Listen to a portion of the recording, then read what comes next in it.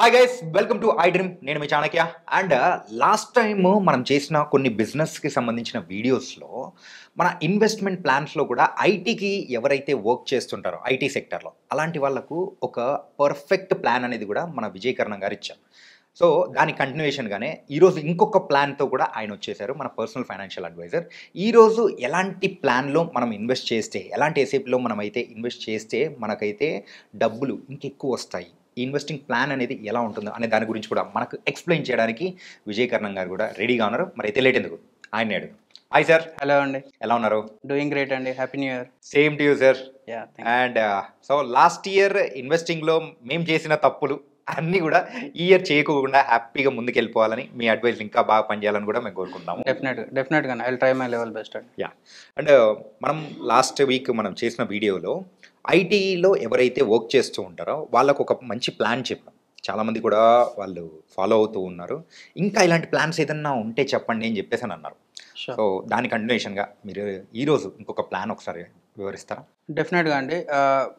Regular ప్రొఫెషనల్స్కి IT ప్రొఫెషన్స్కి difference ఏంటి అంటే వీళ్ళకి కొంచెం తొందరగానే హై పేయింగ్ ఆపర్చునిటీస్ ఉంటాయి. కాకపోతే ఎంత తొందరగా ఆపర్చునిటీస్ పెరుగుతాయో ఎప్పుడైతే వాళ్ళు 40-50 క్రాస్ అయిన తర్వాత అంత తొందరగా కూడా తగ్గిపోతాయి అన్నమాట. If they are exceptional they will continue their career like that. Or వాళ్ళు బయటకు వచ్చి స్టార్ట్అప్స్ పెట్టుకోవడం కానీ బిజినెస్ పెట్టుకోవడం కానీ దట్స్ అ డిఫరెంట్ కేటగిరీ. కానీ majority of the people they will get stuck in to ఆ జోన్లో స్టక్ అయిపోతారు అనమాట. ఎప్పుడైతే 50 years క్రాస్ అయినా కానీ 45-50 years క్రాస్ అయిన తర్వాత. సో వాళ్ళకప్పుడు మంత్లీ ఇన్కమ్ అనేది శాలరీ పరంగా పెరగకపోయినా కానీ వాళ్ళ ఎక్స్పెన్సెస్ పెరుగుతాయి.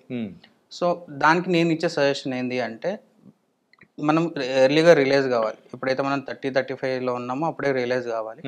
రిలీజ్ అయ్యి దానికి ఆల్టర్నేటివ్ మనం ఇన్కమ్ సోర్స్ ఎట్లా జనరేట్ చేసుకోవాలనేది ఒక చిన్న ప్లాన్ అనమాట. ఇది ఇక్కడ ఎట్లా ప్లాన్ చేస్తున్నామంటే ఎవ్రీ ఇయర్ ఒక 6 lakhs అంటే పర్ మంత్కి 50,000 అనుకున్నా కూడా 50,000 ఎవ్రీ మంత్ 50,000, లేకపోతే ఇయర్లీ వన్స్ 6 lakhs.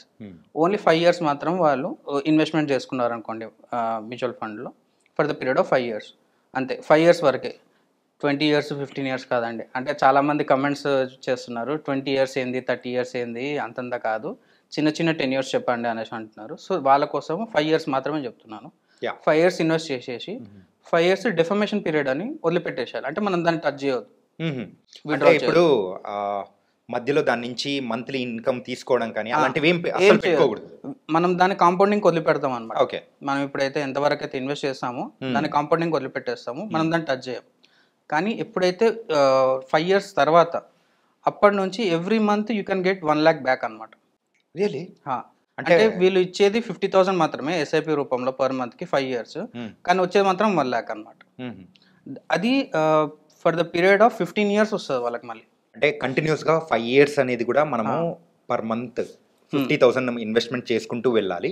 అదే 5 years తర్వాత మనకి ఎవ్రీ మంత్ 1 lakh వస్తుంది. అవును సార్. మీకు ఇంకా ఏజ్ గ్రూప్ వైజ్గా కూడా చెప్పాలి అంటే ఫర్ సపోజ్ ఎవరైనా ఒక పర్సన్ 41 years ఉన్న పర్సన్ ఇప్పుడు ఈ ప్లాన్ ఇంప్లిమెంట్ చేశాడు అనుకోండి, 41, 42, 43, 44, 45 years వరకు 6 lakhs ఎవ్రీ ఇయర్ ఇన్వెస్ట్ చేసుకుంటూ వెళ్తాడు, కార్పస్ బిల్డ్ చేసుకుంటాడు. 50 years వరకు దాన్ని డిస్టర్బ్ చేయడు. 51 year ఉన్నప్పుడు ఎప్పుడైతే అతని రిక్వైర్మెంట్ అవసరం పడుతుందో అప్పటి నుంచి ఎవ్రీ మంత్ 1 lakh విత్డ్రాల్ చేస్తూ ఉంటాడు. 51 years నుంచి 65 years వరకు every year 1 lakh as an ఇన్కమ్గా అతను అడిషనల్ ఇన్కమ్గా జనరేట్ చేసుకోవచ్చు. సో ఇక్కడ మెయిన్ థింగ్స్ ఏం వర్క్ అవుతుంటాయంటే మెయిన్ కార్పస్ మనం డిస్టర్బ్ చేయట్లేదు. మనకి ఎంత కావాలి, ఇప్పుడు 50,000 ఈ రోజు మన ఎక్స్పెన్సెస్ ఉన్నాయి, 10 years తర్వాత 1 lakh అవుతుంది. అంతకన్నా ఎక్కువైతే ఏం కాదు, ఇన్ఫ్లేషన్ అడ్జస్ట్ చేసుకున్నా కూడా 1 lakh అంటే ఎక్కువ కాదు. So 1 lakh income additional to our salary. అంటే ఈ ప్లాన్లో మీరు చూసుకుంటే 60 years వరకు మీకు శాలరీతో అడిషనల్గా ఇన్కమ్ జనరేట్ అవుతుంది. సో ఇట్లాంటి మీరు మీ ఫినాన్షియల్ ప్లానింగ్లో ఇన్వాల్వ్ చేసుకొని ఇట్లాంటివి మనం ఇంప్లిమెంట్ చేసుకోగలిగితే డెఫినెట్గా ఎప్పుడైతే 50 క్రాస్ అయిన తర్వాత ఫినాన్షియల్ బ్రేక్ డౌన్స్ కానీ లేకపోతే ఫినాన్షియల్ ప్రెషర్ ఎక్కువ తట్టుకోలేకపోవడం కానీ ఇట్లాంటివి అనేది ఉండదు అనమాట. సో ప్యాసివ్ ఇన్కమ్ అని కూడా కన్సిడర్ చేయొచ్చు. మనకు రెగ్యులర్గా వచ్చేది కాకుండా passive income. For suppose 50 years cross అయిన తర్వాత జాబ్ లాస్ అయిన వాళ్ళకు కూడా ఇది యాజ్ అ కాంపన్సేట్గా పనిచేస్తుంటుంది అనమాట.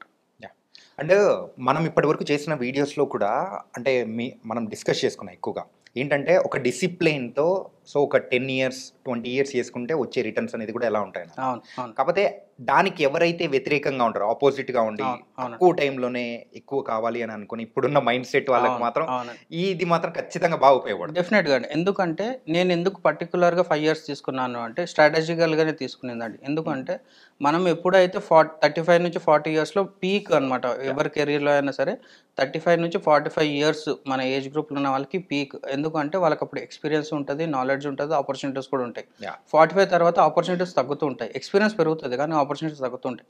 35 నుంచి 40 ఇయర్స్ ఏజ్ బ్రాకెట్లో ఉన్న వాళ్ళకి ఎవ్రీ మంత్ 50,000 అనేది మ్యాండేటరీ వాళ్ళు చేసుకోగలగాలి. ఇప్పుడు చేసుకోలేదు అనుకోండి, డెఫినెట్గా 50 ఇయర్స్ క్రాస్ అయిన తర్వాత అప్పుడు మీకు అడిషనల్ ఇన్కమ్ అనేది తగ్గిపోయే ఛాన్సెస్ ఉంటాయి.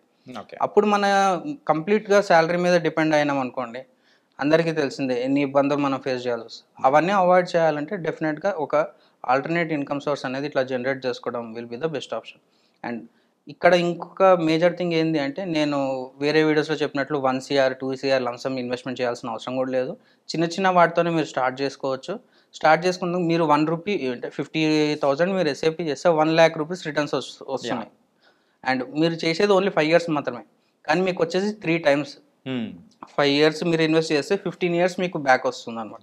ఓకే. సో ఇది ఒక మంచి one of the best strategies అని నేను ఫీల్ అవుతున్నాను. ఆ ఏజ్ బ్రాకెట్లో 35 నుంచి 40 ఇయర్స్ ఉన్న ఏజ్ బ్రాకెట్లో 50,000 ఎస్ఐపితోని 50,000 ఇన్వెస్ట్మెంట్ పర్ మంత్తోని this is the best output we can get out. ఇందులో నాకు ఒక డౌట్ ఉంది సార్.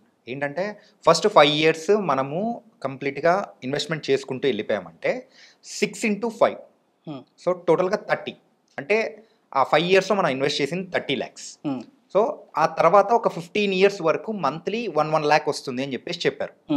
ఇలాంటప్పుడు మొత్తం ఆ 15 ఇయర్స్ అయిన తర్వాత సో ఈ 30 lakhs సంగతి ఏంటి? ఇప్పుడు ఆ అమౌంటే 80 lakhs అవుతుందండి. ఓకే. ఆ అమౌంట్ 80 lakhs అవుతుంది. మీకు ఇంకా బ్రేక్ డౌన్ చెప్పాలి అంటే, మీరు ఏదైతే ఇన్వెస్ట్ చేస్తారో ఆ కార్పస్ 10 ఇయర్స్లో 87 lakhs అవుతుంది. ఆ 87 lakhs నుంచి గ్రాడ్యువల్గా విత్డ్రాల్ చేస్తాం. ఇక్కడ మీరు అన్నట్టుగా ఇక్కడ ఇంకో బ్యూటిఫుల్ కాన్సెప్ట్ ఉంటుంది. మన కార్పస్ అక్యుములేట్ అనేది 87 lakhs, కానీ మనం విత్డ్రాల్ చేసేది 1.8 crores. ఓకే. ఎందుకు అంటే మనం అట్ ఎ టైం విత్డ్రాల్ చేయట్లేదు. ఇప్పుడు 5 ఇయర్స్కి ఇన్వెస్ట్ చేసి 10th ఇయర్ విత్డ్రాల్ చేసుకుంటే 87 lakhs వచ్చేస్తుంది. కానీ దాన్ని గ్రాడ్యువల్గా విత్డ్రాల్ చేసుకుంటూ పోతే మనకు 1.8 crores లాభం ఉంటుంది. ఓకే. ఎక్కడ 50,000 ఎక్కడ 1.8 crore. రైట్. సో ఈ ప్రాసెస్ అంటే ఒక స్ట్రాటజీ వేలో దీన్ని ఇంప్లిమెంట్ చేసుకుంటే ది బెస్ట్ అవుట్పుట్ మనం తీసుకోవచ్చు అనమాట. అండ్ ఐటీ ఎంప్లాయీస్కి ఉన్న ఇంకొక బెనిఫిట్ ఏంటంటే మాక్సిమం శాలరీ క్రెడిట్ అనేది కూడా సో 1 to 5th లోపే అయిపోతూ ఉంటుంది, పర్టికులర్ టైంలోనే అయిపోతూ ఉంటుంది. కాబట్టి దట్ విల్ బి ద అంటే ఈ కైండ్ ఆఫ్ ప్లాన్ అనేది వాళ్ళకి ఎక్కువ సూటబుల్గా కూడా ఉంటుంది. డెఫినెట్గా అండి. జస్ట్ డిసిప్లిన్ ఉండాలి, ఒక కరెక్ట్ మెంటర్ కానీ ఒక అడ్వైజర్ కానీ ఉంటే ఇది ఈజీగా ఇంప్లిమెంట్ చేయొచ్చు.